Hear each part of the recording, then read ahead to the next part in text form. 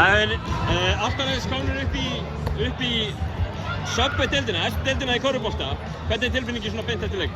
Þetta er bara ótrúlegt. Við erum búin að vinna þessu hörðum höndum hérna, bara leikmenn og þjálfari og sjálfboðaliðar og stjórn í mörg ár og við á einhverjum 5 árum erum við komin í efstu deild og það er bara hreint ótrúlegur árangur. Ég er bara aldrei órað fyrir þessu og þetta er eiginlega óraunverulegt að vera hérna í þessum sporum í dag.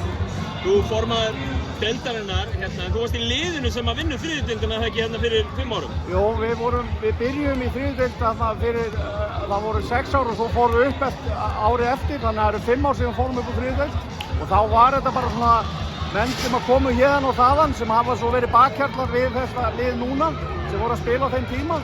Þá komst við upp og þá þurftum við að finna aðra leikmenn til að taka við okkur til að fara upp úr annar deild og það svo tókst og svona núna stöndum við hér í dag með þetta ótrúlega körfuboltalið sem við höfum byggt upp með frábæra þjálfara og áhorfendur. Það var pakkað í kvöld og hérna, ég veit bara ekki hvað maður er að segja, maður bara trúir sig ekki.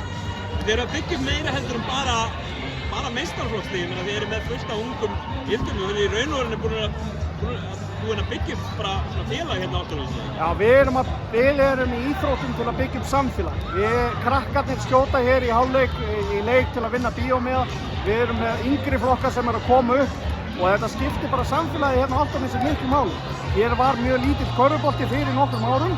Það er orðið gjörbreyting á. Nú eru allir krakkarnir í körfu, allir krakkarnir þekkja nöfn leikmannina og hér verður hörku umgjörð að ári þegar við förum í Subway. Við erum að vinna fyrstu deildina ára á leiðinum, það er mikill munur á bara öllum deildum í raun og verunni.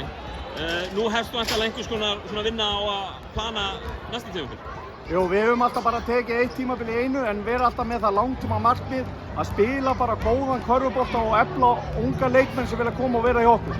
Þannig að við ætlum að bara halda áfram á þeirri vegferð og jú, það er stórt skref að fara upp í Subway en það er líka stórt skref að fara upp á þriðjudeild og fyrstu deild og vinna hana. Þannig að við höfum bara sýnt það að við höfum fullt erindi í það verkefni sem við tökum fyrir okkur og við ætlum bara að halda áfram að gera það sem við gerum. Bestu þakkir og innilega til hamingju með þetta aftur. Takk.